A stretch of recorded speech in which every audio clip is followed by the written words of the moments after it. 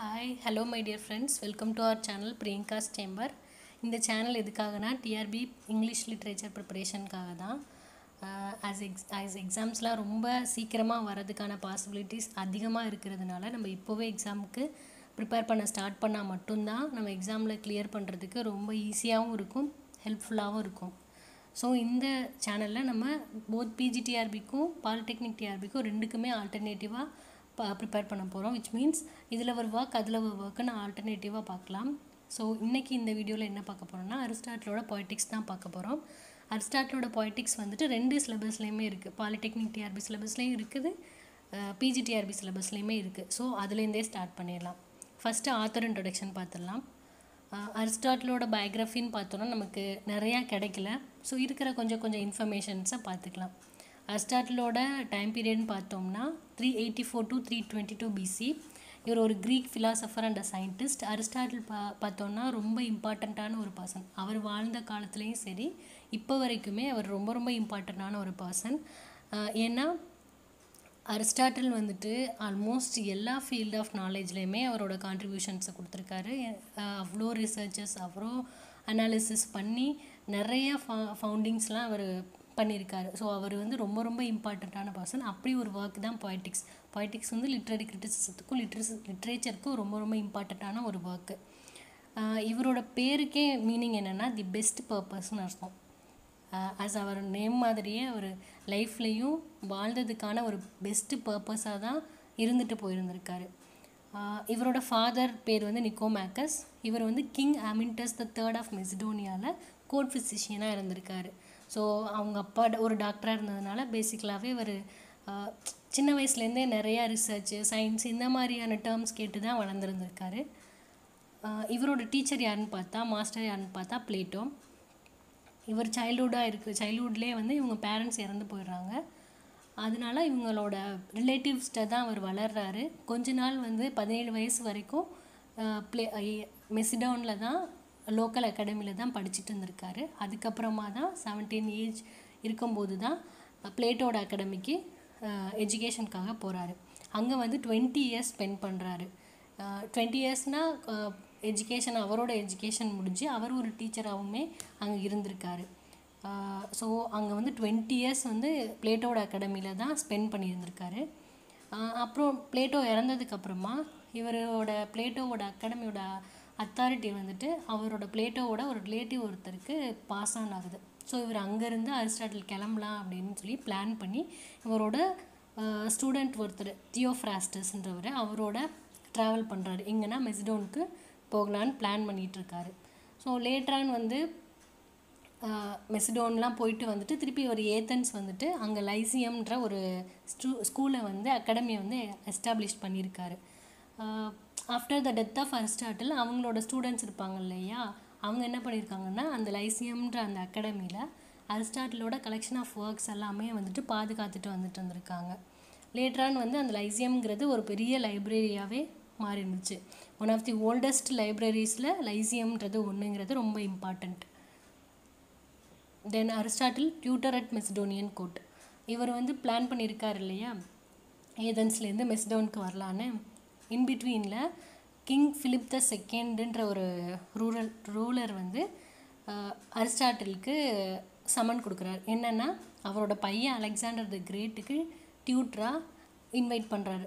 So அந்த இன்விடேஷனை ஏற்றுக்கிட்டு அரிஸ்டாட்டிலும் அங்கே மூவ் ஆன் ஆகுறாரு. அங்கே வந்து அலெக்சாண்டர் த கிரேட்டுக்கும் டீச் பண்ணுறாரு. 2 more future kings Ptolemy and கேசண்டருக்கும் டீச் பண்ணுறாரு. அங்கே அரிஸ்டாட்டில் வந்துட்டு மெசிடோனில் உள்ள அகாடமியில் ஒரு ஹெட்டாக இருக்கிறாரு. தென் அரிஸ்டாட்டிலோட டெஃபினிஷன் ஆஃப் பொய்ட்ரி பார்க்கலாம். அரிஸ்டாட்டிலை பொறுத்த வரைக்கும் பொய்ட்ரினாலே வந்து ஒரு மீடியம் ஆஃப் இமிட்டேஷன் தான் சொல்கிறாரு. இமிட்டேஷன் விச் மீன்ஸ் அதாவது லைஃப்பை வந்து இமிட்டேட் பண்ணணும், ரெப்ரசன்ட் பண்ணணும். பொய்ட்ரி வந்து லைஃப்பை வந்து இமிட்டேட் பண்ணணும், ரெப்ரசன்ட் பண்ணணும் through the character, emotions or action. இது மூலமாக லைஃப்பை தான் வந்து ரெப்ரசன்ட் பண்ணணுங்கிறது தான் அரிஸ்டாட்டில் வந்து பொய்ட்ரி கொடுக்குற டெஃபினிஷன். ஸோ பொய்ட்ரினாலே என்னென்னா மீடியம் ஆஃப் இமிட்டேஷன் தான். தென் இந்த ஒர்க் பொய்டிக்ஸ் வந்தோன்னா எப்போ எழுதியிருக்காருன்னா அபவுட் 335 பிசியில் தான் எழுதியிருக்காரு. இந்த ஒர்க் எதுக்காக இவர் எழுதுறாருன்னா, பிளேட்டோ கூட ஒரு ஒர்க்கு, அதில் வந்து போய்ட்ரி பற்றி அவர் ஒரு கமெண்ட்ரி கொடுத்துருக்காரு பிளேட்டோ. அந்த கமெண்ட்ரி அரிஸ்டாட்டிலுக்கு வந்துட்டு சாட்டிஸ்ஃபைங்காக இல்லை. ஸோ அந்த பிளேட்டோவோட ஒர்க்குக்கு ஒரு ரிப்ளை மாதிரி கொடுக்கணுங்கிறதுக்காக தான் இந்த பொயட்டிக்ஸ்ன்ற ஒர்க்கையே எழுதியிருக்காரு. ஜென்ரலாக அரிஸ்டாட்டிலோட எல்லா ஒர்க்லேயுமே வந்து இவரோட அப்ரோச் எப்படி இருக்கும் அப்படின்னா, சயின்டிஃபிக்காக ஒரு மாதிரி சிஸ்டமேட்டிக்காக தான் இருக்கும். அதே மாதிரி தான் இந்த ஒர்க்லேயுமே ஒரு சிஸ்டமேட்டிக் அனாலிசிஸ் தான் பண்ணியிருக்காரு. அதாவது கான்ஸ்டுவன்ட் பார்ட்ஸு, காம்பனன்ட் பார்ட்ஸ், இது இந்த மாதிரி இல்லாமல் தான் இவரோட அப்ரோச் இருக்குது. So Aristotle first different kinds of பொயட்ரின்னு சொல்லி கொடுக்குறாரு. என்னென்ன இருக்குது அப்படின்னா, epic poetry, tragedy, comedy, dithyrambic poetry, flute playing and lyre playing which means மற்ற மியூசிக் இதெல்லாமே சொல்லியிருக்காங்க. அரிஸ்டாட்டில் என்ன சொல்கிறாருன்னா, இது எல்லாமே இமிட்டேட்டிவ் தான். எல்லா கைண்ட் ஆஃப் பொயட்ரியுமே வந்து இமிட்டேட்டிவ் தான். பட் இதுக்குள்ளே ஒரு சில டிஃப்ரென்சஸ் தான் இருக்குது. அதனால தான் இது ஒவ்வொரு கைண்டும் வந்து டிஃபர் ஆகுது அப்படின்னு சொல்லியிருக்காரு. அது என்னென்னு பார்க்கலாம். இதில் உள்ள டிஸ்டிங்ஷன்ஸ், டிஃப்ரென்சஸ் என்னன்னு பார்த்தோன்னா ஒரு 3 பாயிண்ட்ஸ் சொல்கிறாரு. ஃபஸ்ட்டு ஒன்று என்னென்னா, handling of rhythm, harmony and language. கண்டிப்பாக எல்லா ஒர்க்லேயுமே ரிதம், ஹார்மனி அண்ட் லாங்குவேஜ் இருக்கும். இது இல்லாமல் எந்த பொயட்ரியுமே இருக்காது. ஸோ இந்த இந்த இந்த எலமெண்ட்ஸ் எல்லாமே என்ன மாதிரி ஹேண்டில் பண்ணுறாங்க, என்ன மாதிரி ட்ரீட் பண்ணுறாங்கன்றதுல தான் இந்த பொயட்ரி ஃபார்ம்ஸ்லாம் வந்து டிஃபர் ஆகுதுன்னு சொல்கிறாரு. ஃபார் எக்ஸாம்பிள் பார்த்தோன்னா, காமெடிக்கு இருக்கிற லாங்குவேஜ் சரி, ட்ராஜடிக்கு இருக்கிற லாங்குவேஜ் வந்து டிஃப்ரெண்ட்டாக தான் இருக்கும். ட்ராஜடி வந்துட்டு அங்கே வந்து ட்ரீட்மெண்ட் வேறு மாதிரி இருக்கும். ட்ராஜடியில் பார்த்தோன்னா ஒரு நம்மளுடைய சிம்பத்தி க்ரியேட் பண்ணுற மாதிரி பேத்தட்டிக்கான ஒரு சில எலமெண்ட்ஸ்லாம் இருக்கும். இதே காமெடியில் பார்த்தோன்னா இந்த மாதிரி பேத்தட்டிக் சிம்பத்திலாம் க்ரியேட் பண்ணணும்னு தேவையில்லை. ஒரு மாதிரி ஹாப்பி கோயிங் இந்த மாதிரி தான் இருக்கும். அதே மாதிரி தான் லாங்குவேஜு, வேர்ஸு, ஹார்மனி, ரிதம் எல்லாமே அது தகுந்த மாதிரி தான் இருக்கும். ஸோ அதை ஃபஸ்ட் பாயிண்ட்டாக சொல்கிறாரு. செகண்ட் என்ன, தி ஆப்ஜெக்ட்ஸ் தட் ஆர் இமிட்டேட்டட். அதாவது எந்த ஒரு ஒர்க்குமே, எந்த ஒரு லிட்ரரி ஒர்க் ஆஃப் ஆர்ட்டுமே வந்து ஒரு ஆப்ஜெக்டை பற்றி தான் பேசும். லைக் ஒரு ஹீரோ இருக்காங்க, ஹீரோ தான் இங்கே ட்ராஜடியில் ஒரு ஆப்ஜெக்ட்னு வச்சுட்டோன்னா, அந்த ஹீரோ வந்து எப்படி இருப்பாங்க, ட்ராஜடியில் எப்படி இருப்பாங்க, காமெடியில் எப்படி இருப்பாங்க. ட்ராஜிக் ஹீரோ எப்படி இருப்பார்னா, ஒரு ஆவரேஜுக்கு அபவ் ஆவரேஜாக இருப்பார், பெட்டராக இருப்பார். காமெடியில் எப்படி இருப்பாங்கன்னா, நம்ம ஆவரேஜோட கொஞ்சம் வேர்சனாக இருப்பாங்க. இதுதான் டிஃப்ரென்ஸ். ஆப்ஜெக்ட்ஸ் வந்து டிஃபர் ஆகுது. இதில் தான் டிஃபர் ஆகுது இந்த various kinds of poetry. Then third one பார்த்தோன்னா மோட் ஆஃப் இமிட்டேஷன். அதாவது மோட் ஆஃப் இமிட்டேஷன் என்னென்னா, எல்லாமே வந்து ஒரு ஆப்ஜெக்டை பற்றி தான் பேசுகிறாங்க, எல்லாமே வந்து இமிட்டேட் தான் பண்ணுது, லைஃப்பை தான் ரெப்ரசன்ட் பண்ணுது. பட் மோட் ஆஃப் இமிட்டேஷன் என்ன அப்படின்னா, ஃபார் எக்ஸாம்பிள் ட்ராஜடிக்கு பார்த்தோன்னா அது ட்ராமாட்டிக்காக இருக்கும். இப்போ தான் நம்ம புக்ஸ்லலாம் ரீட் பண்ணுறோம். அப்போல்லாம் பர்ஃபார்மன்ஸ் மட்டும்தான் இருந்தது அரிஸ்டாட்டில் வாழ்ந்த காலத்தில். ஸோ ட்ராமாட்டிக்காக இருக்கும். ட்ராஜடி வந்து ட்ராமாட்டிக் மோடில் தான் இருக்கும். அதே எபிக் பொயட்ரின்னு வந்தோன்னா நரட்டிவாக இருக்கும். ஸோ இந்த டிஃப்ரென்சஸ் இது எல்லாம் தான் வந்து difference of other kinds of poetry. Then Aristotle வந்துட்டு பொயட்ரி அண்ட் ஹிஸ்ட்ரியை பற்றி பேசுகிறாரு. இதுக்குள்ளே இருக்கிற டிஃப்ரென்சஸ் என்னன்றதை சொல்கிறாரு. இதில் எது பெஸ்ட்டுங்கிறதையும் ஃபைனலாக நமக்கு சொல்கிறாரு. ஹிஸ்ட்ரினா என்னென்னா, it deals with what has been happen in the past. இதை தான் வந்து ஹிஸ்ட்ரி பேசுது. வேறஸ் பொயட்ரி பார்த்தா இது இப்படி தான் இருக்கணும், வாட் மைட் பி, இது எப்படி லைஃப் இருக்கணுமோ, எப்படி ஒரு பர்சன் இருக்கணுமோ அதை வந்து மக்களுக்கு, அந்த ஆடியன்ஸ்க்கு வந்து எஜுகேட் பண்ணுது, எடிஃபை பண்ணுது. ஸோ அதுதான் பொயட்ரி. ரெண்டுக்கும் உள்ள டிஃப்ரென்ஸ் இது தான். அதாவது ஹிஸ்ட்ரி பார்த்தோன்னா ஹிஸ்டாரிக்கல் எலமெண்ட், ஒரு பர்சனோட லைஃப்பில் நடந்த ஹிஸ்டாரிக்கல் இன்சிடென்ட்ஸ் அல்லது குரோனாலஜிக்கல் எலமெண்ட் இதை சொல்லுது. ஆனால் பொயட்ரிங்கிறது என்னென்னா யூனிவர்சல் ட்ரூத்தை பற்றி பேசுது. ஒரு மனுஷன் இப்படி தான் இருக்கணுங்கிறத சொல்கிறது தான். அல்டிமேட்டாக வந்து நம்ம ஒரு பொயட்ரியாக ஒரு ட்ராஜடியை பார்த்து முடிஞ்சோன்னா, ஒரு மனுஷன் தப்பு பண்ணக்கூடாது, இப்படி தான் இருக்கணுங்கிறத வந்து எஜுகேட் பண்ணுது. அதுதான் பொயட்ரிக்கும் ஹிஸ்ட்ரிக்கும் உள்ள டிஃப்ரென்ஸ். ஸோ இது ரெண்டில் எது சுப்பீரியர்னு பார்த்தா பொயட்ரி தான் சுப்பீரியர். ஏன்னா இதுதான் யூனிவர்சல் ட்ரூத்ஸ் அண்ட் ஜென்ரல் ட்ரூத்ஸை பற்றி பேசுது. ஸோ இதுதான் பொயட்ரி தான் சுப்பீரியர்னு சொல்லி அரிஸ்டாட்டில் சொல்கிறாரு. தென் அரிஸ்டாட்டில் வந்து quantitative or structural elements of tragedy பற்றி சொல்கிறாரு. அதாவது ஒரு ட்ராஜடினா இந்தந்த ஸ்ட்ரக்சரல் எலமெண்ட்ஸ் வந்து கண்டிப்பாக இருக்கும்னு சொல்லியிருக்காரு. அது என்னென்னு பார்த்தா prologue, episode, exode, choral portion, commos and parode. Prologue வந்து நமக்கு அஃப்கோர்ஸ் தெரியும். ப்ரொலாக்கிறது என்னென்னா ஃபஸ்ட்டு, அதாவது ஒரு இன்ட்ரொடக்ஷன் பாட்டு தான். நம்ம எல்லாருக்கும் கண்டிப்பாக தெரியும் ப்ரொலாக்னாலே இன்ட்ரொடக்ஷன் பாட்டு தான். ஸோ இந்த ப்ளே வந்து எங்கே நடக்குது, செட்டிங் என்ன, இதில் ஹீரோ யார், பேக்ரவுண்ட் என்ன, இது எல்லாமே சொல்கிறது தான் ப்ரொலாக். தென் எபிசோடுக்கு போனோன்னா இட்ஸை வந்து எபிசோடுங்கிறது இந்த ஆக்ஷன் நடக்கும் இல்லையா, அதுதான் எபிசோடு. தென் எக்ஸோடுங்கிறது என்னென்னா ஃபஸ்ட் பார்ட் ஆஃப் ட்ராஜடி. அங்கே தான் இந்த எக்ஸோடுன்ற இடத்துல தான் இந்த ட்ராஜிக் எலமெண்ட்ஸ்லாம் ஸ்டார்ட் ஆகும். தென் நெக்ஸ்ட்டு பார்த்தா கோரல் போர்ஷன் நமக்கு தெரியும். தென் கமாஸ்னால் என்னென்னா ட்ராஜடினா கண்டிப்பாக லேமெண்டேஷன் இருக்கும். அந்த லேமெண்டேஷன்றது வந்து அந்த லேமெண்டேஷனை வந்து ஆக்டர்ஸும் கோரஸும் சேர்ந்து வந்து எக்ஸ்பிளைன் பண்ணுவாங்களோ இல்லை பாடுவாங்களோ தான் சம்திங். இந்த ஃபார்ம் ஆஃப் வேர்ஸ்லையும் இருக்கலாம், சாங்லேயும் இருக்கலாம். அதுதான் கமாஸ். தென் ஃபைனலாக பார்த்தா பரோட்னா என்னென்னா அது வரைக்கும் நடந்த எல்லா இன்சிடென்ட்ஸ், எல்லா ஆக்ஷன்ஸு, பெர்ஃபார்மன்ஸ் எல்லாத்தையுமே ஒரு சம்மரைஸ் பண்ணுறது, ஒரு ஸ்டேட்மெண்ட்டாக கொடுக்குறது, அதுதான் பரோட். ஸோ அரிஸ்டாட்டிலை பொறுத்த வரைக்கும் ஒரு ட்ராஜடினா இந்தந்த ஸ்ட்ரக்சரல் எலமெண்ட்ஸ்லாம் இருக்கும் கண்டிப்பாக அப்படின்னு சொல்லியிருக்காரு. Next Aristotle's views on tragedy. Aristotle ட்ராஜடிக்கு ஒரு டெஃபினிஷன் கொடுக்குறாரு. அந்த டெஃபினிஷனையுமே 7 பார்ட்ஸாக பிரிச்சிருக்காரு. அது என்னென்னு பார்க்கலாம். ஏர்லியாக நம்ம டிஸ்கஸ் பண்ண மாதிரி இவர் எல்லாமே ஒரு சிஸ்டமேட்டிக்காக தான் இருக்கும் இவரோட அனாலிசிஸ் எல்லாமே. ஸோ 7 பார்ட்ஸாக சொல்கிறாரு. ஃபஸ்ட் ஒன் என்னென்னா மிமெசிஸ் ஆர் இமிட்டேஷன். ஏற்கனவே சொன்ன மாதிரி இவரை பொறுத்த வரைக்கும் போய்ட்ரியாக இருந்தாலும் சரி, ட்ராஜடியாக இருந்தாலும் சரி, எல்லாமே லைஃப்பை இமிட்டேட் பண்ணுற மாதிரி தான் இருக்கணும். செகண்ட் என்னென்னா சீரியஸ். சப்ஜெக்ட் மேட்டர் ட்ராஜடிக்கு சீரியஸாக தான் இருக்கணும் கண்டிப்பாக. காமெடிக்கு வந்து அவ்வளோ சீரியஸாக இருக்கணும்னு அவசியம் இல்லை. பட் ட்ராஜடிக்கு வந்து சப்ஜெக்ட் மேட்டர் கண்டிப்பாக சீரியஸாக தான் இருக்கணும். அண்ட் தேர்ட் ஒன்று என்ன, action is complete with magnitude. அதாவது ஒரு 3 hours அந்த பெர்ஃபார்மன்ஸ் நடக்குதுன்னா அந்த 3 hours வந்துட்டு கம்ப்ளீட்டாக முடியணும் அந்த பெர்ஃபார்மன்ஸ். அதுதான் action is complete with magnitude. With magnitude இங்கே என்ன மீன் பண்ணுது அப்படின்னா அந்த லென்த்தை தான் சொல்கிறாங்க. லென்த்து வந்துட்டு ஒரு காம்பேக்டாக இருக்கணும். 3 hours பார்க்குறாங்க, 3 hours மட்டும் பார்த்தா தான் வர்ற ஆடியன்ஸுக்கு வீட்டுக்கு போனால் கூட அவங்களுக்கு மைண்டில் நிற்கும். அது பாட்டுக்கு லென்த்தாக போயிட்டு இருந்துச்சுன்னா அவங்களுக்கு மறந்துடும். So action should be complete with magnitude with proper length அப்படின்னு சொல்லியிருக்காரு. தென் ஃபோர்த் ஒன் பார்த்தோன்னா ப்ளஷரபிள் ஆக்சசரிஸ். ப்ளஷரபிள் ஆக்சசரிஸ்னு இவர் எதாவது சொல்கிறாருன்னா ரிதம் அண்ட் ஹார்மோனியாக சொல்கிறாரு. கண்டிப்பாக இது எல்லாமே இருந்தால் தான் ஒரு ட்ராஜடி, ஒரு பர்ஃபார்மன்ஸ் வந்து என்ஹான்ஸ் பண்ணி கொடுக்கும் ஆடியன்ஸ்க்கு. தென் இந்த மாதிரி ஆக்சசரிஸ்லாம் எப்படி இருக்கணும்னா அதாவது ஃபிட்டுன்னு ஆகணும். இப்போது ஒரு டைலாக் டெலிவரி பேசுகிறாங்க, கான்வர்சேஷனலாக வந்ததுன்னா அதுக்கு தகுந்த மாதிரி அந்த லாங்குவேஜ் அண்ட் ரிதம் ஹார்மோனி இருக்கணும். இதே வந்து கோரஸ் பாடுறாங்க அப்படின்னா அதுக்கு தகுந்த மாதிரி ஃபிட்டுன்னு ஆகணும். அதை தான் சொல்கிறாரு. நெக்ஸ்ட் பாயிண்ட் பார்த்தோன்னா பெர்ஃபார்ம்ட் ரேதர் தென் நரேட்டட். கண்டிப்பாக அந்த காலத்தில் ட்ராஜடிங்கிறது பெர்ஃபார்ம் தான் பண்ணாங்க. இப்போ தான் நம்ம புக்ஸில் படிக்கிறோம். அப்போது வந்து பெர்ஃபார்ம் தான் பண்ணுவாங்க, ட்ராமட்டிக்காக தான் இருந்தது. ஸோ எப்பிக்குன்றது தான், மற்ற கைண்ட் ஆஃப் பொய்ட்ரி தான் வந்து நரேட்டடாக இருக்கும். ட்ராஜடிங்கிறது கண்டிப்பாக பெர்ஃபார்ம்டாக தான் இருக்கணும். தென் ட்ராமட்டிக்காக தான் இருக்கணும். பெர்ஃபார்ம்ட் மீன்ஸ் ட்ராமட்டிக்காக தான் இருக்கணும்னு சொல்கிறாங்க. தென் ஃபைனல் அண்ட் இம்பார்ட்டண்ட் ஒன் என்னென்னா கத்தாசிஸ். கத்தாசிஸ்னால் என்னென்னா பியூரிஃபிகேஷன் ஆர் பர்கேஷன். அதாவது கத்தாசிஸ்னால் என்ன அப்படின்னு அரிஸ்டாட்டில் சொல்கிறாருன்னா, இப்போ வர்ற ஆடியன்ஸ் வந்து ஒரு அந்த பெர்ஃபார்மன்ஸ் ஃபுல்லாக பார்க்குறாங்க, பார்த்து முடிச்சுட்டு ஃபைனலாக கிளைமேக்ஸ் வந்துட்டு அவங்க வீட்டுக்கு போகும்போதும் சரி அவங்களுக்குள்ளே ஒரு கிளென்சிங் எஃபெக்ட் க்ரியேட் பண்ணணும்.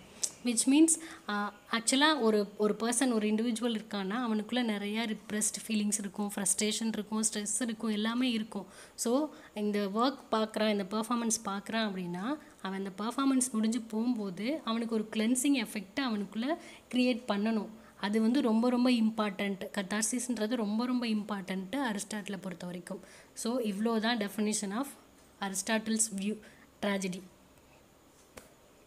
தென் next 6 component parts of tragedy பற்றி சொல்லியிருக்காரு. ட்ராஜடியில் இந்தந்த காம்பனன்ட்ஸ் தான் இருக்கும், இந்தந்த பார்ட்ஸ் தான் இருக்கும் அப்படின்னு சொல்லியிருக்காரு. அது என்னென்னா மித்தோஸ் ஆர் பிளாட், இந்த character, thought, diction, melody and spectacle.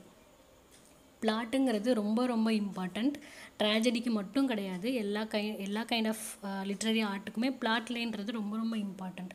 ஏன்னா பிகாஸ் பிளாட் லைன் இருந்தால் தான் அதை வச்சு டெவலப் பண்ணி ஒரு பர்ஃபார்மன்ஸையோ ஒரு ஒர்க்கையோ க்ரியேட் பண்ண முடியும். ஸோ பிளாட்டுங்கிறது ரொம்ப ரொம்ப இம்பார்ட்டண்ட். தென் கேரக்டர் பார்த்தோன்னா கேரக்டர் ரொம்ப ரொம்ப இம்பார்ட்டண்ட். கேரக்டர் எவ்வளோ எஃபிஷியண்ட்டாக சூஸ் பண்ணுறாங்க, எவ்வளோ அட்ராக்டிவாக இருக்குது, எந்த மாதிரி கேரக்டர் சூஸ் பண்ணுறாங்க, இதெல்லாம் ரொம்ப ரொம்ப இம்பார்ட்டண்ட். தென் தாட் பார்த்தோன்னா அந்த கேரக்டரோட ஆக்ஷனுக்கும் அந்த பர்சனாலிட்டிக்கும், ஒரு இண்டிவிஜுவல் பர்சனாலிட்டிக்கும் உள்ள கோரிலேஷனை தான் தாட்னு சொல்கிறாரு. தென் டிக்ஷன் பார்த்தோன்னா யூசஸ் ஆஃப் லாங்குவேஜ், அதாவது என்ன மாதிரி யூஸ் பண்ணுறாங்க, எவ்வளோ எஃபெக்டிவாக யூஸ் பண்ணுறாங்கங்கிறது தான் டிக்ஷன். தென் மெலடிங்கிறது மியூசிக், ஆஃப்கோர்ஸ் பெர்ஃபார்மன்ஸில் மியூசிக் இருக்கும். தென் ஸ்பெக்டக்கிள்னால் என்னென்னா, இப்போ ஆடியன்ஸ் பார்க்குறாங்கன்னா அதுக்கு தகுந்த மாதிரி ஒரு சில விஷுவல் எஃபெக்ட்ஸ் எல்லாம் வந்து அவங்க க்ரியேட் பண்ணுவாங்க பெர்ஃபார்மன்ஸில், அதுதான் ஸ்பெக்டக்கிள். ஸோ இந்த 6 எலமெண்ட்ஸும் தான் வந்து 6 காம்பனன்ட் பார்ட்ஸ் ஆஃப் ட்ராஜடின்னு சொல்லி அரிஸ்டாட்டில் சொல்கிறாரு. ஸோ இதில் ரொம்ப ரொம்ப இம்பார்ட்டண்ட் எதுனா பிளாட்.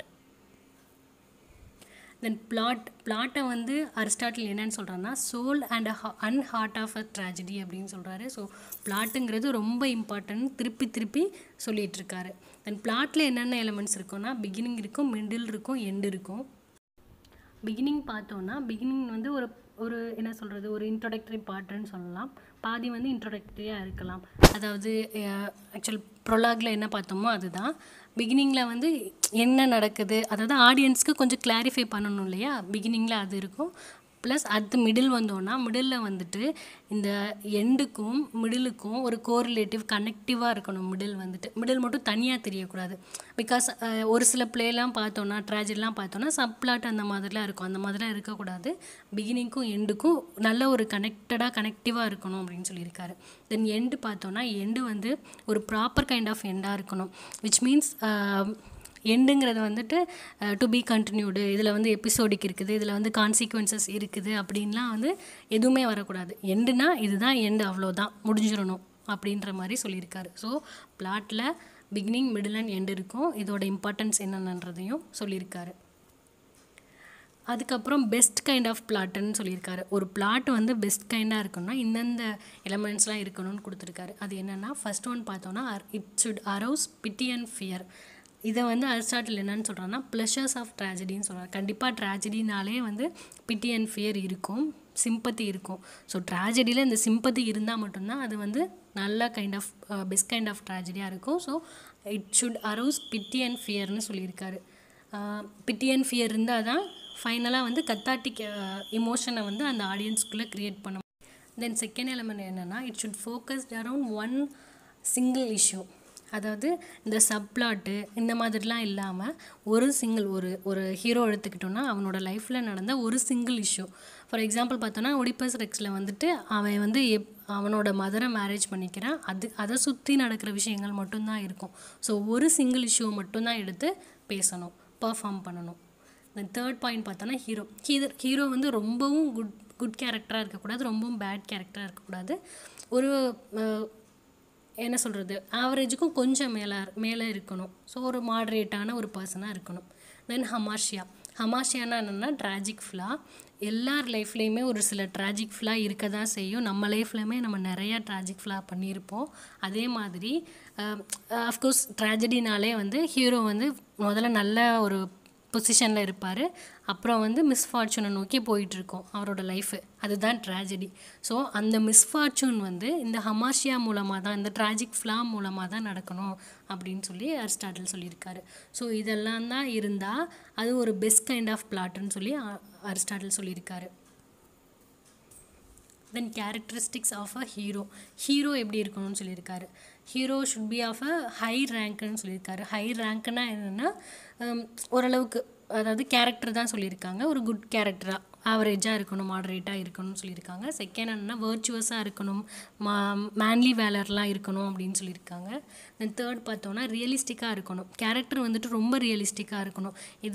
வேறு ஏதோ ஒரு மித்துலேருந்து நம்ம கொண்டு வரோம் அப்படின்னா அந்த மித்தில் இருக்கிற கேரக்டருக்கு ஒரு சில ஃபீச்சர்ஸ் இருக்கும், ஒரு சில விஷயங்கள் நம்ம ஏற்கனவே மைண்டில் கன்சீவ் பண்ணி வச்சுருப்போம். ஸோ அந்த மாதிரிலாம் இருந்துச்சுன்னா அவங்க பெர்ஃபார்ம் பண்ணும்போது நம்ம நம்ப முடியாது, அந்த கேரக்டராக எப்படி பண்ணிச்சின்னு கூட நம்ம நினைக்கலாம். ஸோ ஒரு மித்துலேருந்து ஒரு கேரக்டரை எடுத்து பிக் பண்ணி நம்ம இதில் பிளாட்டில் இருக்கக்கூடாது, ஆப்ஜெக்டாக இருக்கக்கூடாது, ரியலிஸ்டிக்காக இருக்கணும். அந்த கேரக்டர்னால் ஒரு ஃப்ரெஷ்ஷான ஒரு கேரக்டரை வந்து இன்ட்ரடியூஸ் பண்ணணும். ஸோ அதை தான் சொல்லியிருக்காரு. தென் ஃபைனலாக பார்த்தோன்னா கன்சிஸ்டண்ட்டாக இருக்கணும். From the beginning to end வந்து அந்த கேரக்டர் ரொம்ப கன்சிஸ்டண்ட்டாக இருக்கணும். ஸோ இதனாலேயும் தான் ஒரு கேரக்டரிஸ்டிக்ஸ் ஆஃப் அ ஹீரோ அப்படின்னு சொல்லி அரிஸ்டாட்டில் டிஃபைன் பண்ணியிருக்காரு. தென் எலமெண்ட்ஸ் இன் அ ட்ராஜடியில் என்னென்ன எலமெண்ட்ஸ் இருக்கணும் அப்படின்னு சொல்லியிருக்காரு. அது என்னென்னா ஃபர்ஸ்ட் ஒன் பார்த்தோன்னா அனக்னாரிசிஸ்னால் என்னென்னா discovery or recognition. In other words change from ignorance to knowledge. For example பார்த்தா ஒலிப்பஸ் ரெக்ஸில் வந்துட்டு ரெக்ஸுக்கு தெரியாது நம்ம அப்பாவையே கொலை பண்ணிவிட்டு அம்மாவை வந்து மேரேஜ் பண்ணிக்க போகிறோன்ட்டு. மேரேஜும் பண்ணிடுவான். பட் அதுக்கப்புறம் தான் அவனுக்கு தெரிய வரும் அது நம்ம மர்டர் பண்ணது அப்பாவன்னு சொல்லிட்டு. அந்த பர்டிகுலர் ஆக்ஷன் இருக்கு இல்லையா, அதுதான் வந்து அனக்னாரிசிஸ். அந்த இடத்துல தான் அவனுக்கு தெரியுது. ஏற்கனவே ஒரு ஃபால்ஸ் ஹோப் இருந்துச்சு, அந்த இடத்துல தான் அவனுக்கு தெரிய வருது, உண்மை தெரிய வருது, டிஸ்கவரி ஆகுது. ஸோ அதுதான் அனக்னாரிசிஸ். செகண்ட் ஒன் பார்த்தோன்னா பெரிபெட்டியா ஆர் ரிவர்சல் ஆஃப் ஃபார்ச்சூன். பெரிபெட்டியானா என்ன அப்படின்னா, கண்டிப்பாக வந்து ட்ராஜடியில் ஏற்கனவே நம்ம டிஸ்கஸ் பண்ண மாதிரி ஃபார்ச்சூன்லேருந்து மிஸ்ஃபார்ச்சூன் போவான். ஸோ அந்த ரிவர்சல் இருக்கு இல்லையா, அதுதான் பெரிபெட்டியா. இதை வந்து ஐரானிக் ட்விஸ்ட்டுன்னு சொல்லலாம். தென் தேர்ட் ஒன் சஃபரிங். கண்டிப்பாக ட்ராஜடினா சஃபரிங் இருக்க தான் செய்யும். அப்படி இருந்தால் மட்டும்தான் அது ட்ராஜடியாக இருக்கும். அந்த சஃபரிங் என்ன மாதிரி இருக்கலாம்னா மர்டராக இருக்கலாம், டார்ச்சராக இருக்கலாம், ஃபிசிக்கல் அல்லது மென்டல் வூண்டிங்காக இருக்கலாம். ஸோ இது வந்து ரிவர்சல் ஆர் ரிகக்னிஷன்லேருந்து தான் இந்த சஃபரிங் வரணும் அப்படின்னு சொல்லியிருக்காரு. கண்டிப்பாக இந்த மாதிரி ட்ராஜிக் ஃப்ளானாலையும் அனக்னாரிசிஸ் பெரிபெட்டியான்றதுனாலையும் தான் அவனுக்கு வந்து சஃபரிங் ஹேப்பன் ஆகும். ஸோ இது எல்லாமே எதுக்காக, இந்த 3 எலமெண்ட்ஸும் எதுக்காகனா கத்தாசிஸ் க்ரியேட் பண்ணணுன்றதுக்காக தான். அதாவது ஒரு ஆடியன்ஸோட மைண்டுக்குள்ளே ஒரு கத்தாட்டிக் இமோஷன் வந்து க்ரியேட் பண்ணணுன்றதுக்காக தான் இந்த எலமெண்ட்ஸ் ரொம்ப இம்பார்ட்டன்ட்னு சொல்லியிருக்காரு, இருக்குன்னு சொல்லியிருக்காரு ட்ராஜடியில்.